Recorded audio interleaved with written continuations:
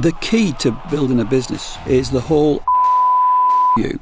What if you had the ability to make people feel so special that you could increase your price, you could convert more sales, and you could develop the longest and strongest relationships with people? I tell you how to build a business, I'll tell you in 5 minutes, just told you, but you won't do it. We tend, incidentally, to worry mainly about things that aren't going to happen. I mean, has anybody ever persuaded somebody to marry them? It's not a good start, is it? Phil Hesketh, globally recognised speaker in the field of influence. He helps some of the best businesses that you know become the best. Aldi, Lexus, and many, many more. Give us another killer question. To grow a successful business, you've got to constantly be working on the business and not in the business. It's a nuisance supporting a successful team because you have such high expectations. What will make you happy? And then the relationship is so much better. Phil is going to give you lessons on growing a business to £48 million. Apply this simple 5-point closing strategy and it will not only save you time, it will overcome all of the head trash that you've got on sales. And it'll also take your conversion rate to 100%. Why are they telling you they can buy it on the internet? The answer is they prefer to spend it with you. 12 grand, done. Oh God, responded too quickly. I could have got more. First world problem. Yes. First world problem it is. Welcome to the Bizx podcast, sharing with you all of the secrets and winning formulas in both business and life, with powerful lessons from guests like Frank Bruno, Nick Jenkins, Brad Sugars, Bianca Westwood, and many, many more. Yet, the sad reality is that over 80% of you aren't subscribed yet. And if that's you, hit the subscribe button now and help us grow this channel so that you can get 1% closer every single week to achieving your dreams in both business and life. Let's do this. So above all else, you help people increase their team effectiveness. That's what it says on your LinkedIn and your website. What specific areas? I think there are two main areas that have been successful. One is the whole improving relationships. That's internal relationships with existing clients and then pitching for business, new clients. So improving relationships. And the other is how to hold a high fee, or rather the appropriate fee, the right fee. All right, there's a couple of things there, isn't there? Relationships is a huge area. So what are the key ingredients in developing real, meaningful, long-lasting, deep relationships? Well, a lot of people are very guilty, I think, of telling people what they want to tell them, and it's not what they want to know. And people are also guilty of talking, not realising that people aren't listening to most of what you're saying. They're only interested in the bits that are relevant to them. So a key thing is to convey the importance of the fact that people do things for their reasons and not yours. So therefore, if you find out what's important to them, what, quote, motivates them, then you've got much more chance of being persuasive and influential. How do you find out what's important to them? You know, besides the obvious questions, what's important to you, Phil? Yeah. What are the nuggets in there? For me, the most important question, I've got 50 of these questions which have been honed over the last 40, 50 years. You call these killer questions. Killer questions. I call them. I don't have it with me, but you've got the business card with 50 killer questions. Yeah, that's right. Yeah, the 8-page card thing. Yeah. For me, the most important question is, what is the most important thing to you about? Now, if you just leave it at that, say, what's the most important thing about this interview? You might say, it lasts 1 hour. Okay, fine. And that's the end of the conversation. But if you say, what's the most important thing to you about our relationship? Whatever the person says, you say, oh, why is that? Oh, tell me more about that. What do you mean by that exactly? When you say that, can you say, so in other words, and I often say there are 3 key questions. The first one is, what's the most important thing to you about? What are your expectations? Then hypothetically.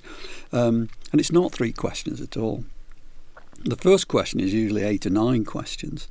But no one has ever said to me, Phil, I said what you said to say. Can I ask you 3 questions? And the person said yes. And I said, what's the most important thing to you about? Why is that? Or tell me more. No one's ever said, hey, you said there were 3 questions.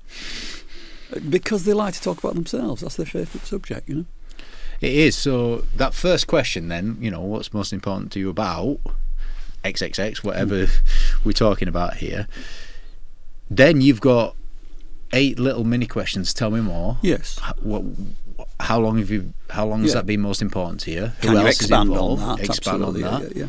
So that's the whole digging deeper concept, yeah? Yeah, absolutely. That's the essence of it, yeah. So when you said, can I ask 3 questions, we're going to go with that one as one of your killer questions. What's most important to you about, plus the 7, 8, 9 follow-up questions. Yeah. Give us another killer question. I would say... About relationships. Yeah. What are your expectations exactly? And the word exactly is important, because if you say what are your expectations, you get some sort of flowery general. What are your expectations exactly? So even if you are, say, interviewing somebody for a job, what are your expectations exactly? Well, I expect, and then you get into a conversation. This firm of lawyers I was working with on Friday, I was chatting specifically about the people who work on divorce. They work in all sections. What's the most important thing here about a divorce? And sometimes the answer is, I have to have it done by June. What's the most important thing to you about divorce? I must get my kids to be able to go to private education. You could go on, couldn't you? And it's only find out what's important to the client. Right, okay, in that case, we can work towards that. And then the client feels that, you're with me, you're on my side, you understand, you empathise. So this whole expectation question then, because the rule of thumb is people perform much, much higher when they know exactly what's expected of them. So from a sales perspective, if I'm asking the question, what do you expect? That's for the performance metrics, is it? Is it for what you expect of me? Yeah, very much so. I mean, I don't know any sales organisation that doesn't want more. I mean, sometimes you're managing decline, but usually everybody wants more. Well, what's expected and what's reasonable? Because the irony is, you're right, that's what's expected of you. But if the salesperson thinks that is too high an expectation, I can't achieve it, you get nothing. Because, hands up, I can't do it. And, so it has to be agreed, the expectations. Yeah, when you said what's expected and what's reasonable, you kind of got me. There's a guy called, you'll know this guy, Keith Cunningham, financial strategist, American guy. He wrote the book The Road Less Stupid, and besides, he reinforces 2 big points in the book. One is create self-thinking time, make notes and all this, give yourself some space to think. But his other point is, in any scenario, he says best case, worst case, and what can you live with? Yes. Which is the reasonable one for you, isn't it? What can you live with? Yeah. But if you take any kind of activity, let's take golf, for example. It's always occurred to me that professional golfers live with failure all the time. Even the most successful golfers, Jack Nicklaus and Tiger Woods, they lose most of the time. So I want to be number one. I want to win, just like in sales. I want to win. I want to hit my target. But what's then reasonable? If I don't achieve that, top 10 finish, hey, that's okay. And slightly off subject, but I think it's relevant. I often watch the Olympics and major championships. Often the bronze medalist is happier than the silver medalist, because the silver medalist really, really, really wanted gold and they're disappointed. The bronze medalist was just happy to be in the final and thinks it's a fantastic result. So it's not the actual result sometimes. It's about what your expectations were and what you can live with. You're right, actually. There's a bit of a blinding flash of the obvious in that one, isn't there? Looking on the podium, some people, there's sometimes a desperate sort of getting for position on 3rd, 4th playoffs type thing. You got a bronze medal in the end of it. Silver, you're the first loser there, aren't you? Maybe it's hard to take if you were going for the gold. Yeah, and in football, if you take the Premier League, realistically, there's each season starts, there's only 4 or 5 teams can win the league. So what about the teams in the middle? Sometimes 4th bottom is a fantastic result. What were your expectations? What will make you happy? It's a nuisance supporting a successful team because you have such high expectations. First world problem. Yes. First world problem it is. But what you're getting on is the strength of conviction inside. So let's say a business wants to achieve an extra $1 million in sales. Let's just go with that. And then, so you be that person for a second. So you want to get an extra $1 million in sales. So if we achieve 900,000 in the next 6 months, would you be all right with that? And now, is that reasonable? Yes, quite. So then would we say, well, what if we achieved 800,000 in the next 6 months? Is that reasonable? Yeah, and then you get into mitigating factors, don't you? And circumstances. Say, well, the weather changed, whatever it might be, and therefore it turned out to be unrealistic to get 1 million. And a competitor came in with a new product. So it's very difficult to answer that specifically, isn't it? I was targeting 1 million. I only got 900,000. Am I happy? Well, it depends on all the other factors. It's quite possible I'm desperately unhappy with that. At the point of setting the objective, I think it's really important for you to ask that question. Well, what are your expectations and what's reasonable? Because as I was going down that, certainly in my mind, maybe the listeners, well, James, would you be all right with 700,000? Is that reasonable? But it'll come a point where I'll say, no, I'm not going any lower than that. Yes, absolutely. And that's what I mean by a sense of personal conviction. We've got to be over 700,000. Yeah. So that's almost like the real goal, the reasonable one. Is that the real goal, the reasonable one? Yeah, it's like negotiation, isn't it? You've got to know your walk away, and you've got to know your ideal, and perhaps you say to yourself, providing I'm in that middle ground of 700,000 actually means we can do X, Y, Z, and it's reasonable. 1 million is what we're going for, and if we're in the middle of that, I'm fine. It's the below 700 I'm not happy, It is. All right, so we're going to say this is what I accept, but this is what I expect, all right? Yes. Now, some people, high performers, Olympic athletes, or Manchester City, top of the Premier League, like you're saying, their expectations are up here, and they won't accept underneath that. Now, what's the difference in mindset between accepting reasonable and really pushing for high expectations? I worked with James Cracknell a time ago. I was actually emceeing a conference, and he was the last speaker, and they wanted him to be a surprise. So, Phil, when he arrives, can you take him in the green room, keep him out of everybody's sight, and so on. Really nice guy, had a very pleasant chat. And we were chatting about what he's going to talk about. He's interested to talk to me because I do this for a living. He wants to do more of it, and so on. And he was telling me about rowing the Atlantic with Ben Fogle, and how I forget how many people were in the race, 2 men in a boat rowing across the Atlantic, 15, 16 people in the race. And they couldn't get in touch with people because, the satellites weren't working, they were phoning, they didn't know where they were in the race. And they were doing this 4 on, 4 off, so he would sleep for 4 hours, Ben would sleep 4 hours, then they'd work together and so on. And Ben Fogle, when James woke up this time, I've been able to get through to my dad. Oh, great. Do you know where we are in the race? Yeah, we're 8th. 8th? Right, he said. Well, let's change everything. 5 hours on, 3 hours sleep. And Ben Fogle said, why? He said, well, I've come to win. And Ben said, oh, I thought 8th was good. And they hadn't actually agreed. And James Cracknell, most people, I've met a few people who are gold medal winners. They're driven, James.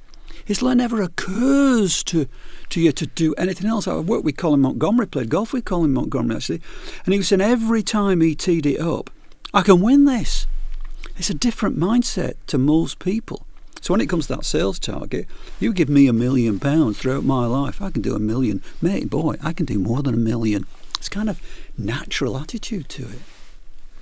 You're right. It's a powerful story, that, isn't it? So you've got 2 people on a boat with 2 different objectives or ways of thinking. Some people see, maybe James Cracknell sees 99% as a failure, and Ben Fogle sees 51% as success.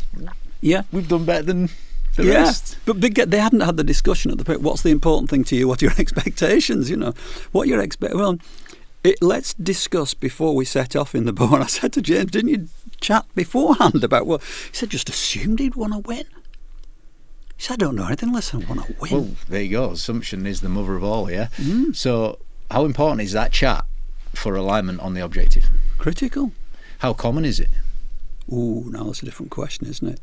The feedback from the lawyers I'm working on Friday is that regardless of which area of law they're working in, they realise they don't have enough discussion about expectation on fee, and also They can agree a fixed fee with someone, but leave no wiggle room, and then find out that something they didn't know about has cropped up, and they need to charge more money. But they never had that as a key part. I talked about clarity.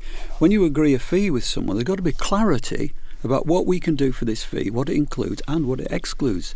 So if, for example, we need to do an extra search, or if, for example, something comes up and we're delayed because we may have to charge money, is that okay? So in other words, clarity, but a chance to charge a bit more later. That was a revelation. It comes back down to communication, doesn't it? And discussing good old Jim Rohn, things that are easy to do are easy not to do.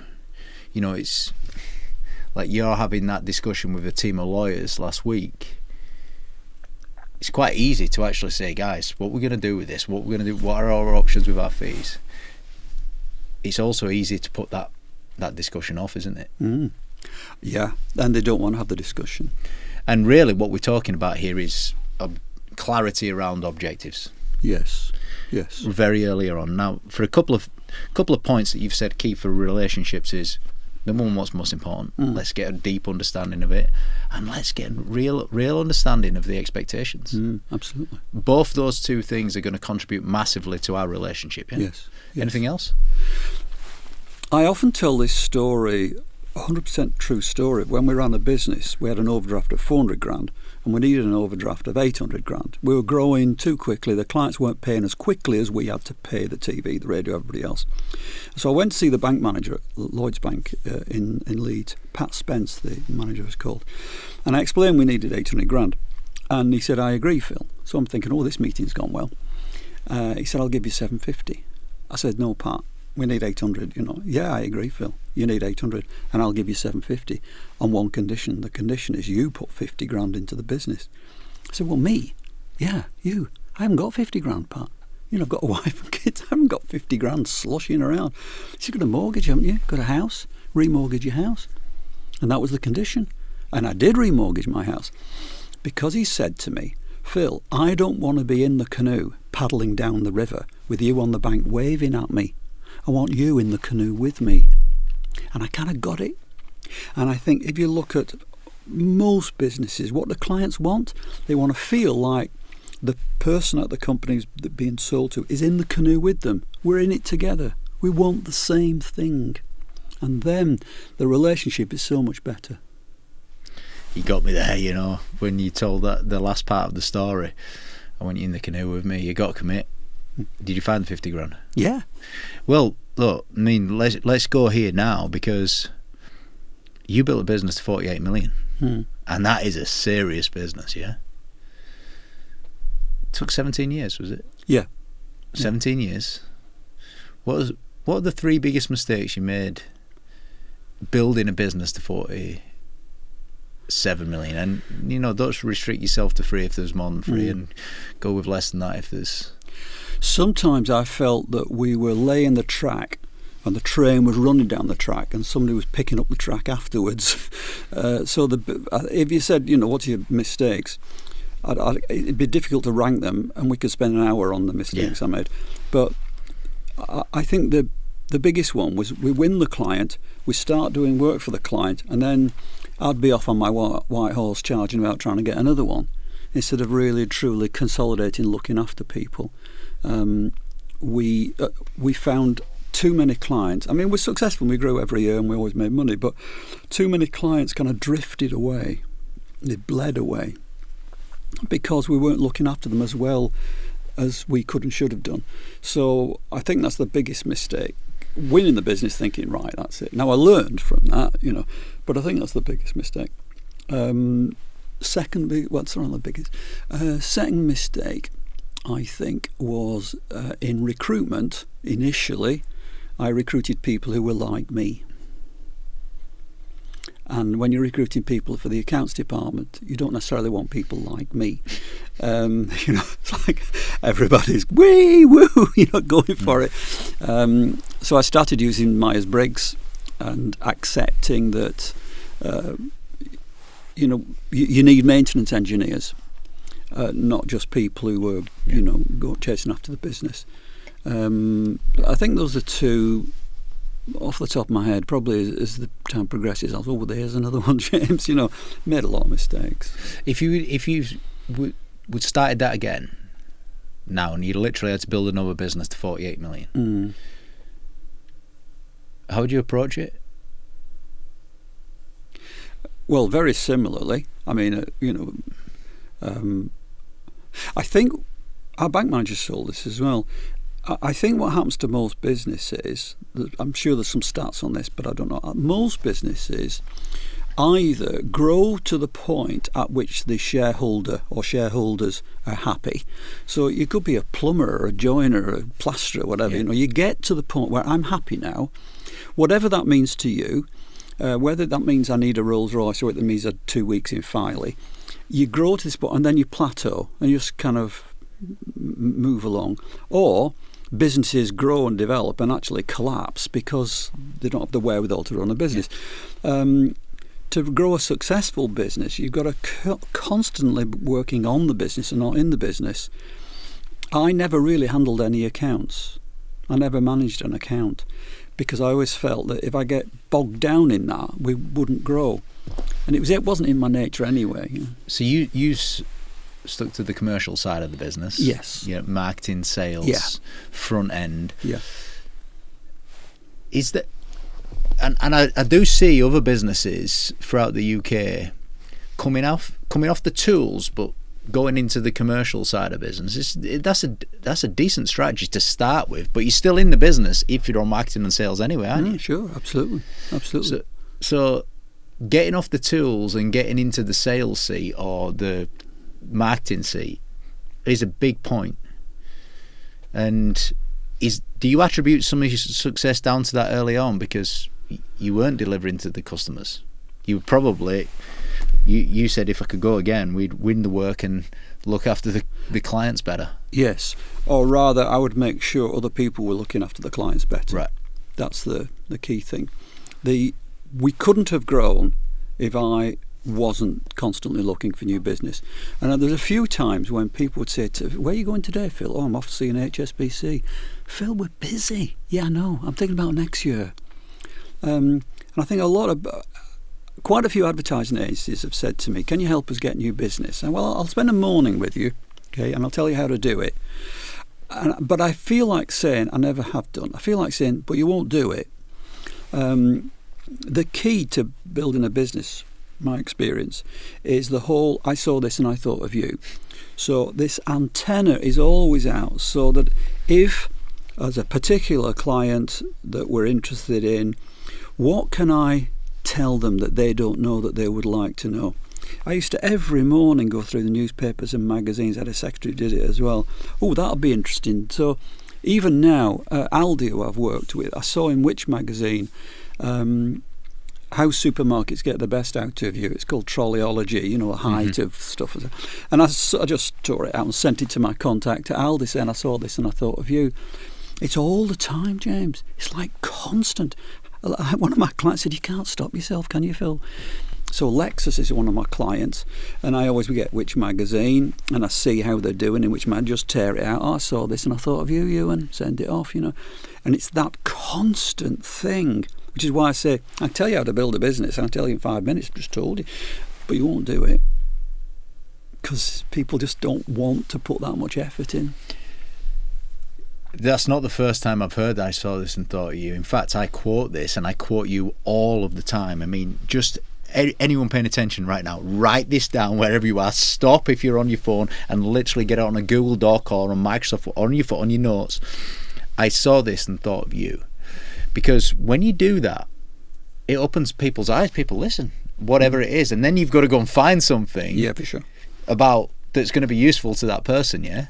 And the whole Lexus story, you sent them, you sent the owner of Lexus, I don't know, they'd won a recent award for hybrid environmental. I saw this and thought of you, and 5 minutes later or 10 minutes later, you get an email back saying, you want to see these other awards I've won.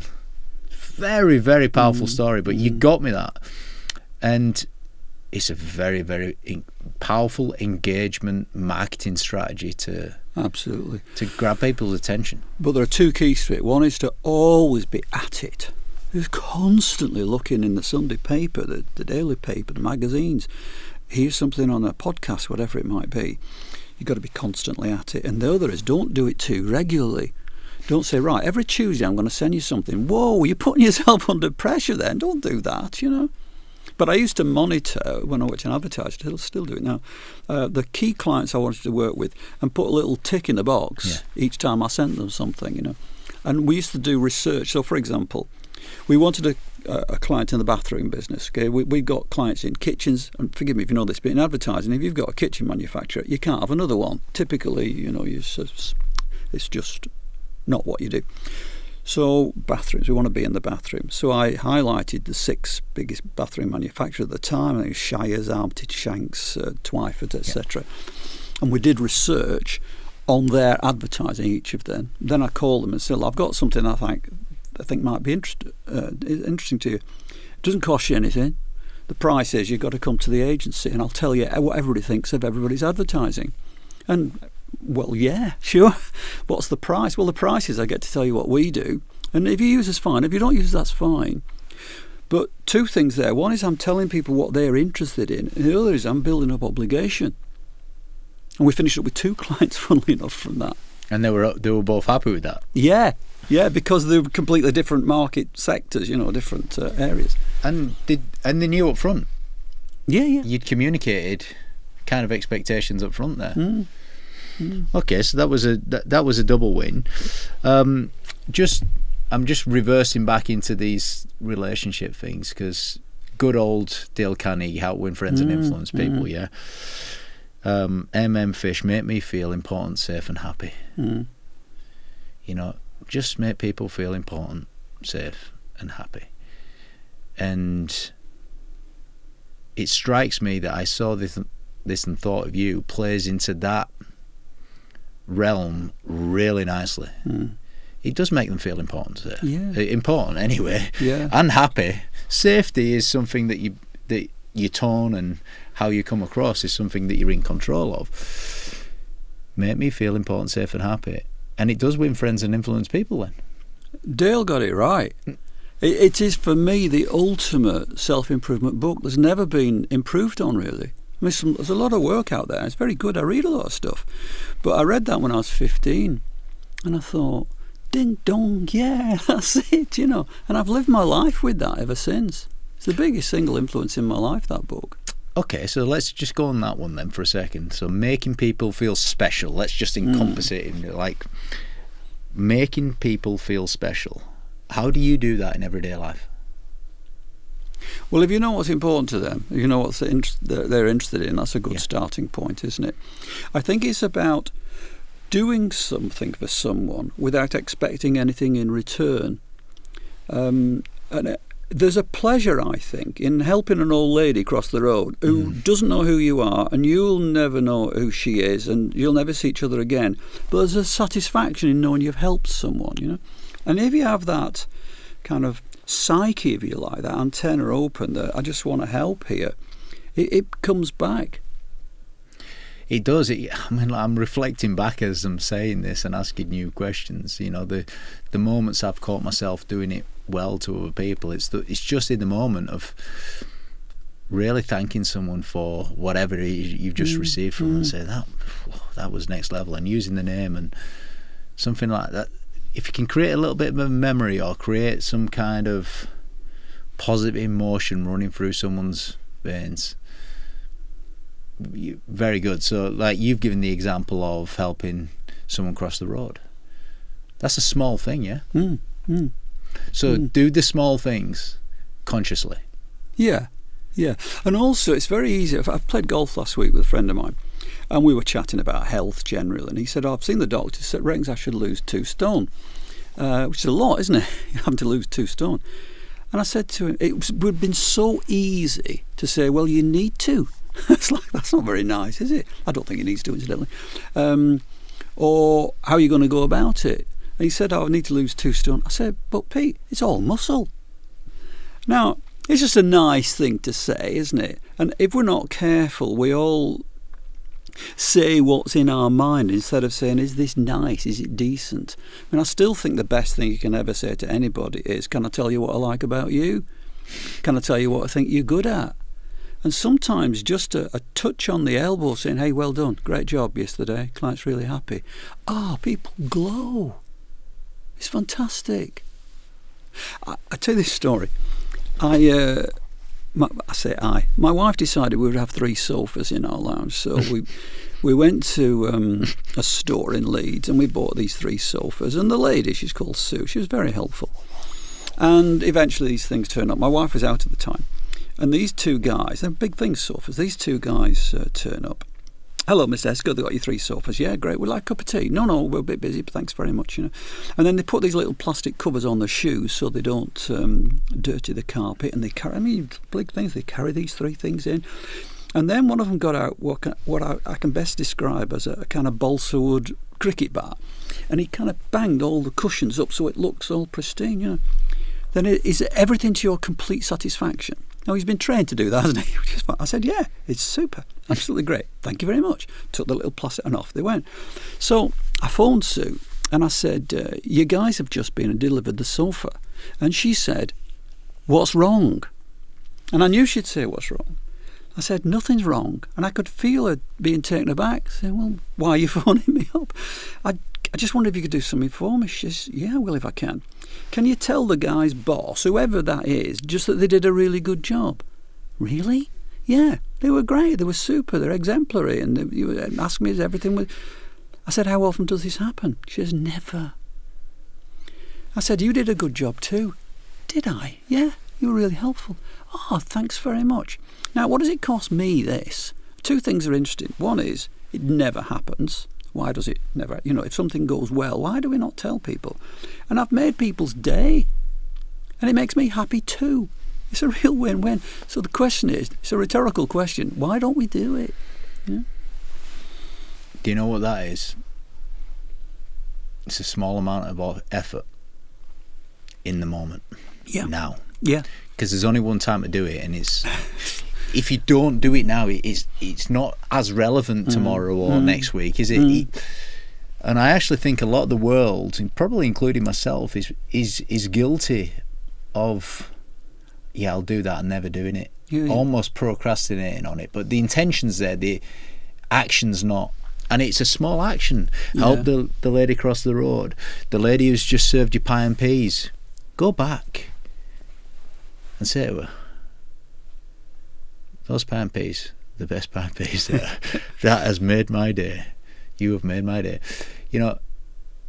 That's a small amount of effort, but you know what it is? It's a small amount of effort right now, immediately. Yes, absolutely. That's what I'm taking from this. And from the heart as well, James. You've got to be genuine. It's got to be genuine, yeah. But you win on that as well, Phil. Yeah. You get the hit. Yeah. It's you nice. Feel good. Absolutely. Yeah, and the whole world moves forward. Yeah. This is a great demonstration of winning friends and influencing people. Actually, that's not said in the book. That example. You know what I like about you, Phil? You give examples like that. You know what I like about you, Phil? You come in and you speak to George, you shake his hand, and he says, can I get you a cup of coffee? And you say, yeah, give me the instant one, it's great, look at this amazing place. And it's genuine, that. It's genuine, it is. Yeah. I've watched you in action. You know what I like about you, Phil? Write that down right now. You know what I like about you, whoever that person is. That's what you said, yeah? Yeah. Tell them what they're good at. Tell them what they're good at. And watch them repeat it for you. Yeah, and watch them feel good about themselves and start to become something different, better, faster and stronger. All right, the second thing that you said that you're really good at is the fee, the price. So does anybody want to increase their price in their business? I think everybody wants that. Yeah, sure. Why wouldn't they? Yeah. Well, how do we do it? Well, first of all, I would say the biggest single reason salespeople aren't as successful as they might be is they're frightened of asking for the order. That's the big, they're just oh dear, what happens if they say no? And the biggest single reason people don't hold a fee is they're frightened of losing the business. So I'll work with a lot of estate agents, and estate agents might say, our fee for selling your house is 2%. Well, the guy down the road can do it for 1%. Well, I'll just drop my trousers and I'll go to 1%. What are you doing? Why are they telling you the guy down the road is cheaper? Because they want to use you. So, first of all, I call it the moment that matters. First of all is recognising the moment that matters when, okay, let's talk about fee. There's a number of aspects to this, James. First of all, you shouldn't have got to that point where it's a crunch point and you're talking about the fee. You should have built that in. If you know what's important, if you know what their expectations are, if you know all of that, and then importantly use the word given. If you want a little sweetheart, a little kind of key point, when you present your price, particularly in professional services, always use the word given. She said, well, given everything you've said, and given we need to offer a 24/7 service, and given we need to, so our fee will be. So the word given suggests that it's really been thought through. It's not some standard fee. So first thing, build up questions before you get there. Second thing, I'll use the word given. And then shut up. It's, keep our fee will be £5,000. Don't use what I call inadvertent anchors. An inadvertent anchor is, I'm sure everybody's familiar with anchors. If you say, I'll give you £5,000 for that, and I say, well, I'll offer you £2,000. Once you've said £5,000, that's the maximum you're going to get. And once I take £2,000, that's the minimum I'm going to pay. So we've established the gap. So let the other person go first. They're anchors. Inadvertent anchor is when you say, well, typically our fee would be £5,000. Well, you've said typically and would, not given and will. So if you say typically our fee would be £5,000, well, I'm not typical. Normally our fee would be £5,000. Yeah, but circumstances aren't normal, and so on. So don't use inadvertent anchors. But the most important thing of all is to be brave about it. Our fee is. The most I've ever got paid to speak for 45 minutes was £12,000, and that's not my fee normally. It's like I don't mind admitting that, because I didn't want to do the job. I didn't want to do it. It's in San Francisco. I don't want to go to San Francisco. And the agent said there must be a fee at which you do it. So almost out of the air, 12 grand, done. Oh, God. Is it responded too quickly? I could have got more. That's ridiculous, isn't it? Now, I've not charged that since, and I'm working on that. But there are some key things about holding your fee. And the final thing on it is, if somebody says to you, and I work with golf pros, I can buy this Callaway driver XPC 1000 Super Duper 12 degree driver for $299 on the internet, and with you it's $399. Well, I've said to the golfers, why are they telling you they can buy it on the internet? Why don't they buy it on the internet? The answer is they prefer to spend it with you. They want to buy from you. Why do they want to buy from you? Now, I'm not naive and just saying, well, it's $399, mate. But there might well be a middle ground, and you might be able to offer them something like a lesson which costs you next to nothing, but has a value to them, etc. So there's a number of aspects, but there's 5 minutes on it. Yeah, the first thing you said was the fear of not asking for the sale, So, and then you used a bit of a throwaway line. I wrote it down. Let's talk about the fee.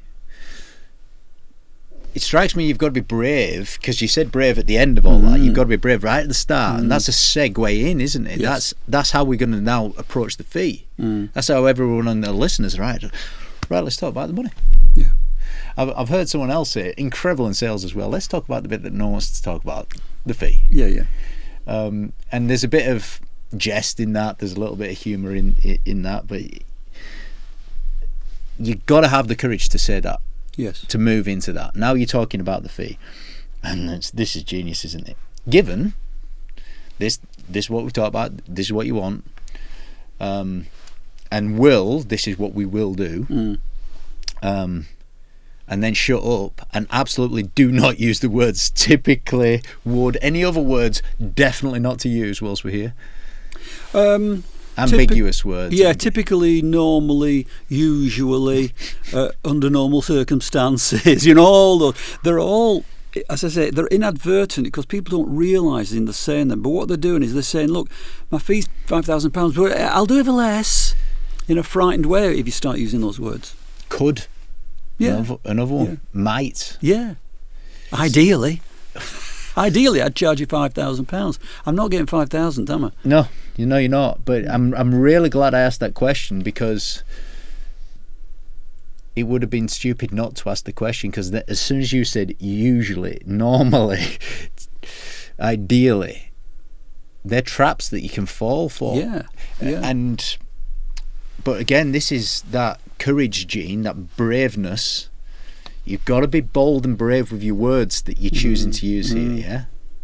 So, given and will. Yes. A part of your vocabulary. Make your script include the words given and will, and then shut up, which also requires courage.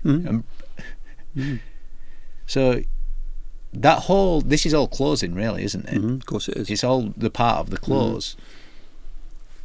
It's embodied by courage. Yes. Yeah.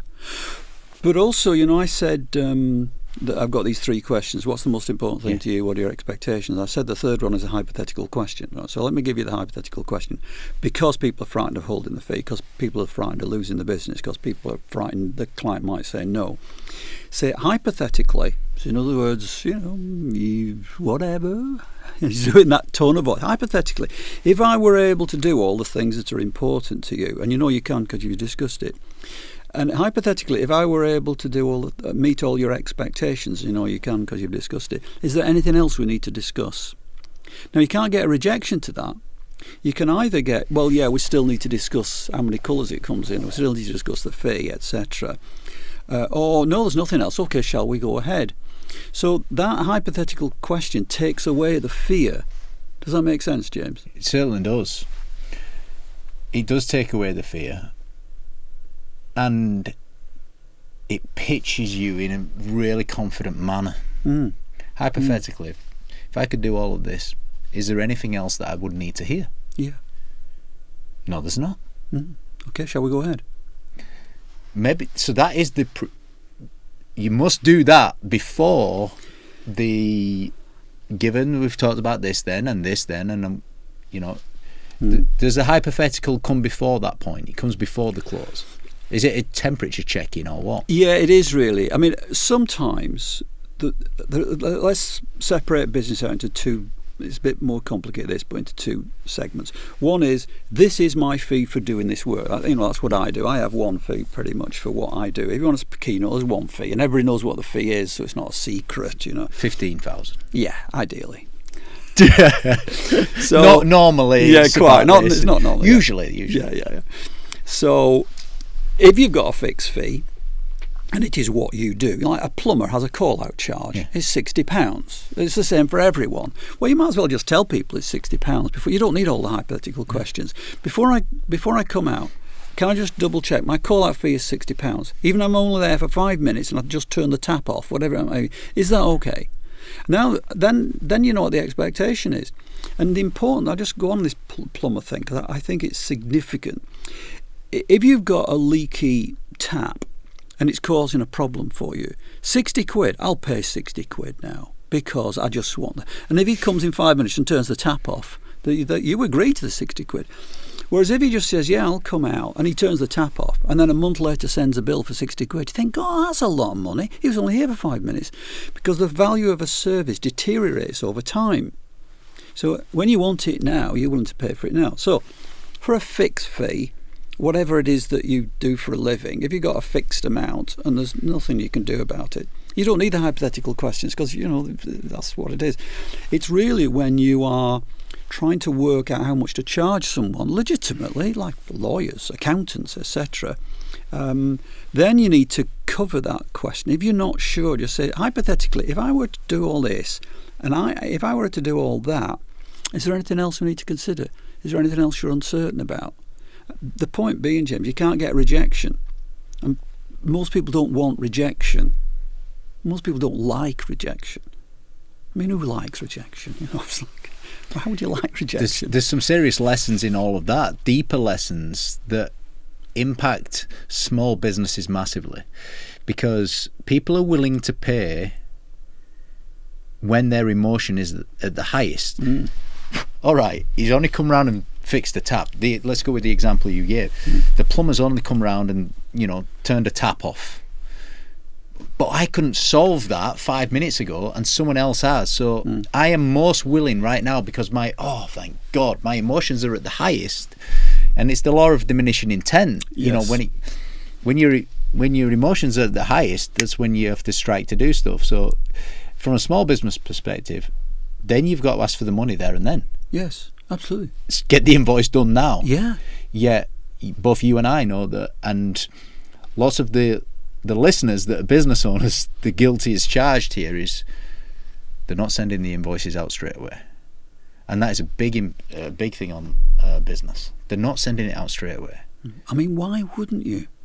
Well, no, there's a difference between intention, because everyone gets that. But they're just not doing it and acting on it straight away. Maybe they are falling for that first mistake, which, like, you took yourself off the tools, and you specialise in sales and marketing in the business, but there was someone else sending out the invoices, not you. Sure. If you had to send out the invoices, would you have always done them there and then? Well, I do. It's interesting. I've been doing what I've been doing now for 21 years. So I work with a firm of lawyers on Friday. Saturday morning, send the bill out. I don't think I've never gone as long as 24 hours out sending out the invoice, because that's when they're at their highest in terms of, it was a great session, yes, it was funny, it was worthwhile, there's things we're going to do, here's the bill, let's pay it. Leave it down the line. I mean, why would you do that? It's just bad business practice, isn't it, to not invoice straight away?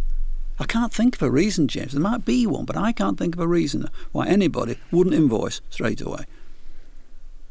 And if you can make any comment that you want, in Please, fact, yeah. please, it helps on all of the algorithms. Make any comment that you want about paying your bills, sending your invoices off straight away, as well. So really, really good points.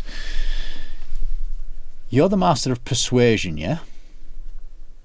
What is persuasion? Well, I talk about the difference between persuasion and influence. If you went home tonight and said to your significant other, hey, guess what I've been persuaded to do? You don't feel good about that. If you go home and say, hey, guess what I've been sold today? You don't feel good about that. I think persuasion is something you do to someone, and people often don't want to be persuaded. People want to feel like they can choose, that they've decided. Yeah. In fact, there's a guy called Chris Carpenter from Illinois University, who I'm a fan of, and he reckons, I'm not sure he's right, but he reckons the single most persuasive thing you can ever say to anybody is, you are free to choose. Now, I'm not sure it's the number one thing, but it's a great thing. You are free to choose. Right, so I'm in charge, So I think persuasion is something you do to someone, and influence is something that you have on people. When you've asked them the right questions, when they feel like you're in the canoe with them. I mean, has anybody ever persuaded somebody to marry them? I mean, it's not a good start, is it? That's a really good analogy, though, isn't it, to understand? Well, I've been saying for 20 years, I think the biggest single question you can ever ask anybody is, will you marry me? In other words, will you spend the rest of your life with me, please? That beats the hell out of any order anybody's going to do today. Will you spend the rest of your life with me? And almost always you get a yes. If you get a no, it's funny, actually. It's hilarious sometimes. But almost always you get a yes. Why do you get a yes? Because, as one client said last week, you've done the groundwork. You've asked all the questions. You feel like you're in the canoe together. You've discussed the future. Because the human being is the only animal that thinks about the future. And basically what you're saying is, I think my future will be better with you.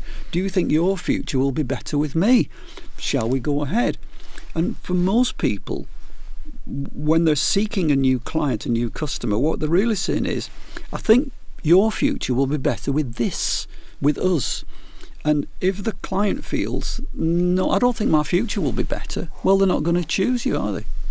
It's quite interesting, isn't it? That's the human being is the only living species that thinks about the future.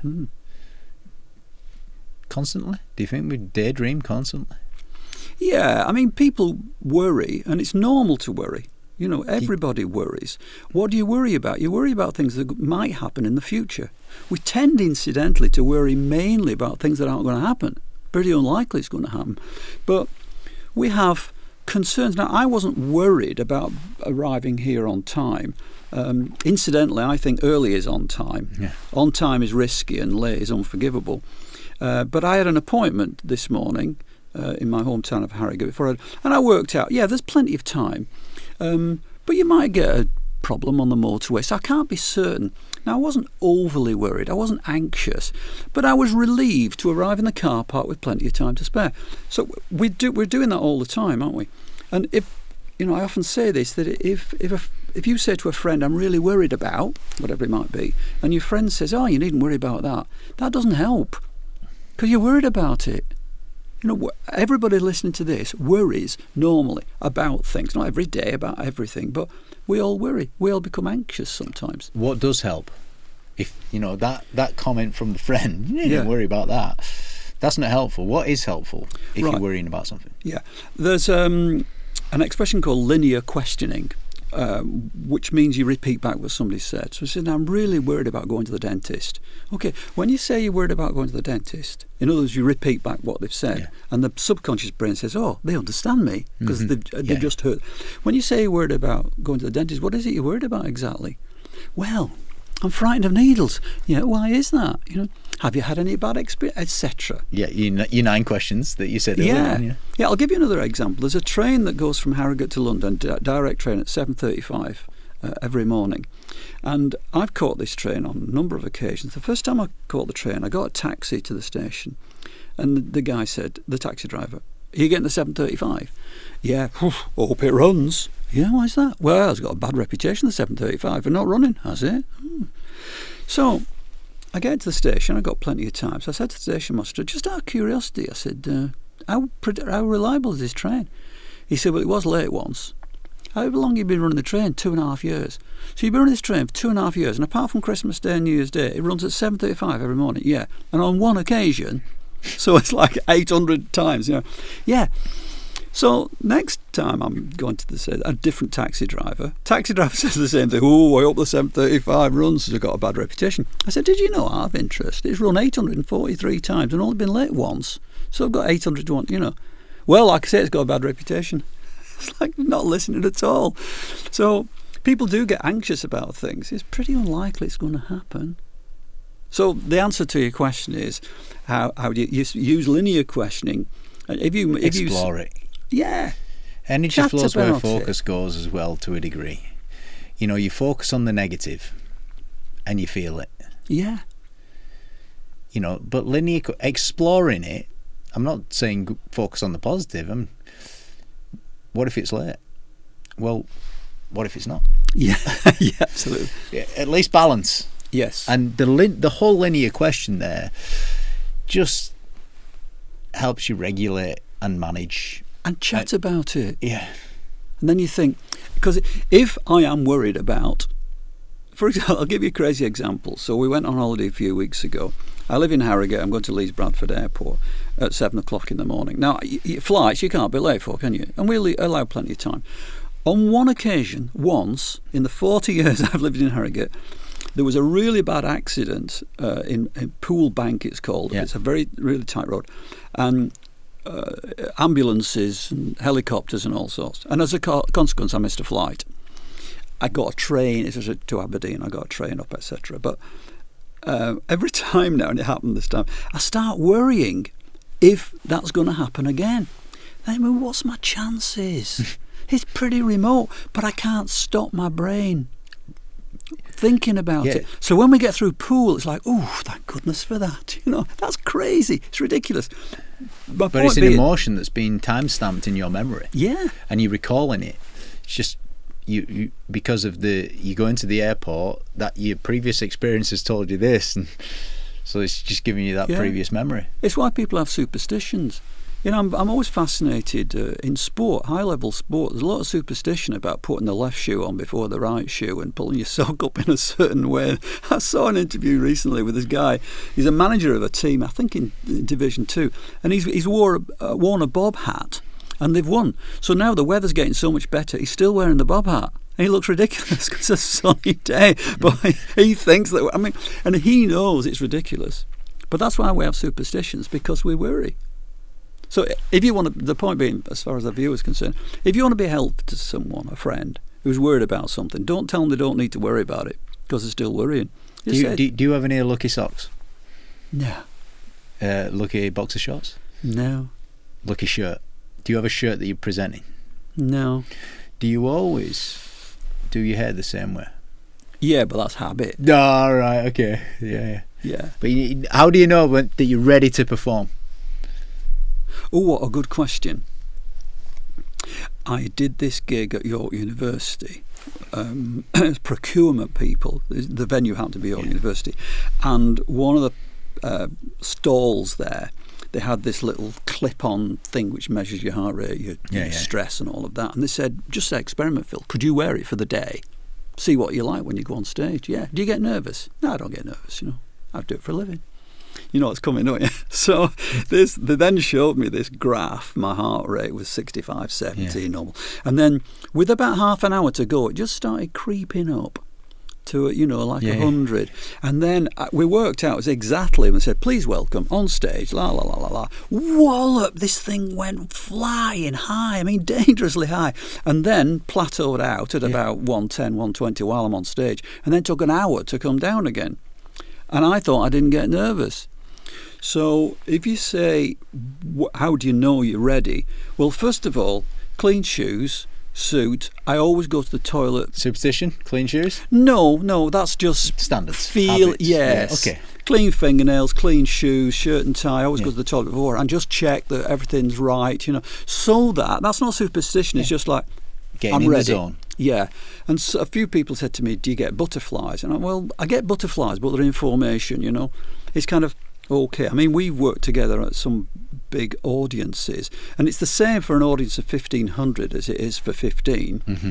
Okay, are you ready? Yeah, I'm ready. Do I know what I'm going to start with?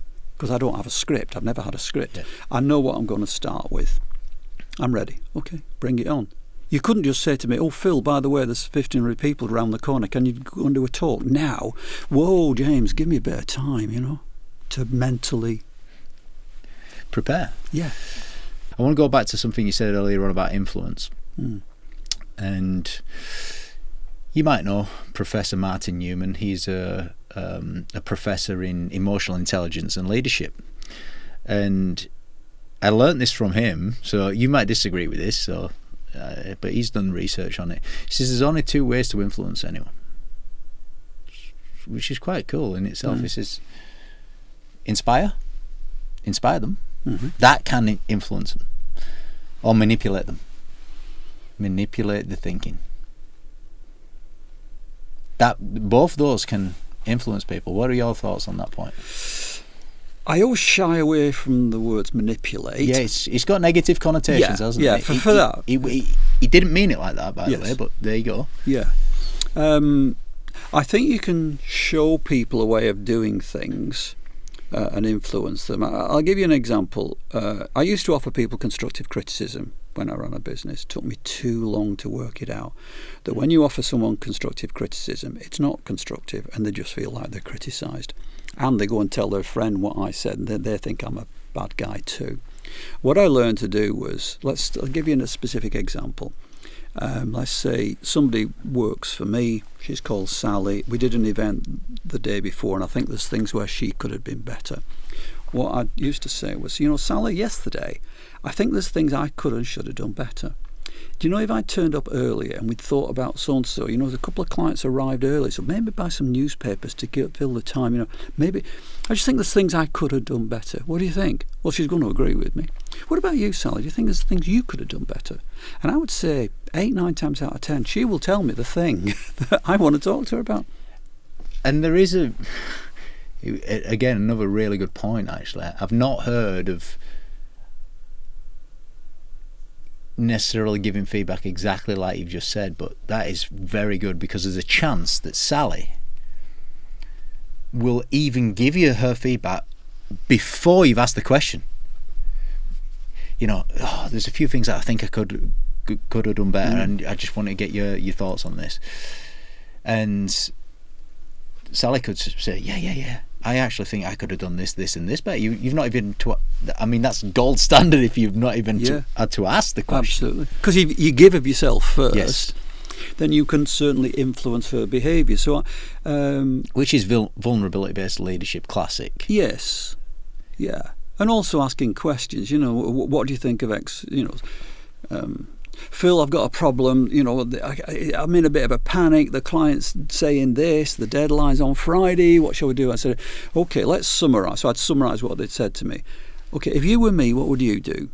In other words, what's your view on? And it forces them into thinking, well, in that case, what I think I'd do is, okay, so in other words, you're not you, you're me now. And it would get ourselves in the canoe together. And I use that a lot. I think that's really powerful, to influence somebody. Well, the whole canoe analogy that you gave earlier on, fantastic. I've got some quick questions to wrap us up. I've not done this before, and I'm gonna do this with you. Scenarios. Just gonna make them up. A few scenarios, and say, what would you do? What would you take action on? All right. So let's go with scenario A. There's a startup business. It's tested this product, it's tested the marketplace, done all its research, and it's got funders behind it, and the product, it's good fit, it's a good service that it's going to be offering the world, and it's got good funders behind it, and you're the person now to take it. What would you do in the first year? It's not so easy without knowing the product area, but my knee-jerk reaction is to research what are the competitors doing, why they're doing it, good. Where's the gap in the market, you know, am I trying to educate people, am I just finding a new niche, you know, rather than just way off you go, you know. Okay, I like that. So my first bit is to identify my niche.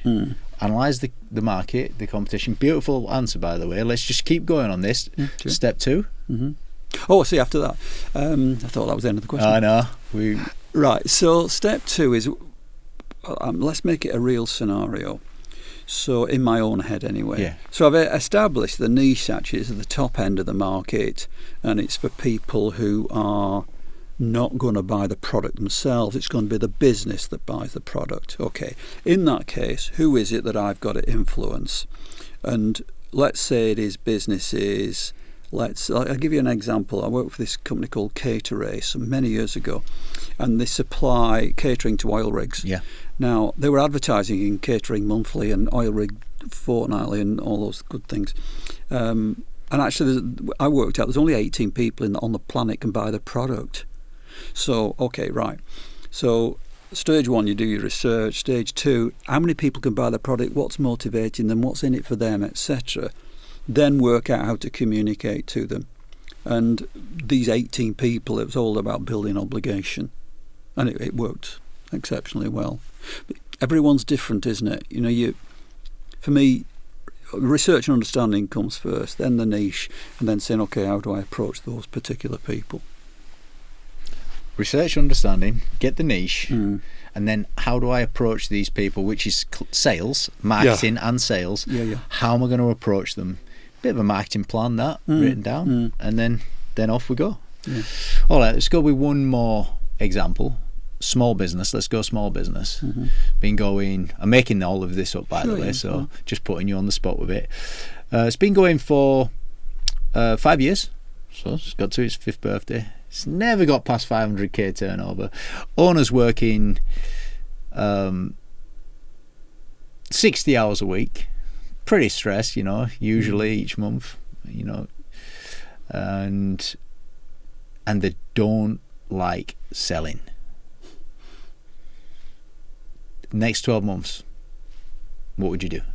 Well, I'd be asking that individual, let's call him Mark, but I find it easier to. Yeah. So I'd be saying to Mark, Mark, you've got a decent business. You've done 5 years. You're doing 60 hours a week. Do you think you run the risk, a serious risk, of in another 5 years, 10 years on, you're still doing 60 hours a week? And how does that feel? Well, they don't want to do that. Okay, so first of all, do we recognise we need to change things, change something? What is it that you don't like? Because, the opposite question to what's the most important thing to you about is what's the most frustrating thing for you about. So I've been asking that question. What's the most frustrating? Well, why don't you like selling? What is it? What aspect of it? The 8 or 9 questions. Exactly. Okay, so if we establish what it is that you don't like, and that's okay, not everybody's cut out for this. I said one of the biggest mistakes I made running a business was recruiting people like me. Accountants, you don't need people like me. You don't need people, etc. So I'd be saying to him, okay, how can we develop the business and sell more without it you that's doing it? Because if Mark's running a good business and he's into it for five years and presumably making money in those 5 years, if he hates selling, well, don't sell then. You can't teach a pig to sing. It's like you just irritate the pig and you make no progress. So I'd be looking for a way of, I'm trying to be specific about it and be helpful, but I'd be looking for a way that somebody else does the selling, or we do it, via LinkedIn. I don't know what but you have been specific actually here. You've got the appreciation of the need to change something, and you've grabbed attention there, and now you're discussing the options. Yeah, and it's probably not going to be you that's selling. So you probably that's great. Great answers. Got a couple more for you. Okay. Not scenarios though. Okay. What's the best book you've ever read on business growth or personal growth? Can I pick two? Yeah. One was How to Influence and Influence People, Yeah. Dale Carnegie, simply because I was 15 when I read it, and it's like, boom, wow, lights went on, Not only was this fantastic, this is the area that I want. I was destined to be a civil engineer, I think, at the time, So I'm not saying that's the best book, full stop, but it's the one that had the most impact on me. Then I would say Malcolm Gladwell, The Tipping Point, or Blink for that matter, because he's first and foremost a writer. I find a lot of self-improvement books are written by people who aren't writers, and they tend to be a bit dull if they're written by academics. Not a lot of humour in them, not a lot of takeaway. So Malcolm Gladwell, if people listen to this saying, what's the best book I think I've read? I'd say Malcolm Gladwell, Tipping Point, and or Blink. He's written 5 or 6 books. He has. He's written some amazing books. But the point that you've made there is partly the good books because he's a really good writer. Yeah, easy to read. What's the first action that you think people listening to this should do next?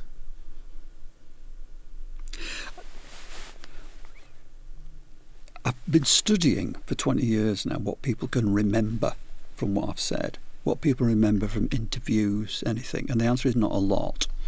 You can get hold of 2 or 3 things, So given that in mind, I would say, here's your 3 things.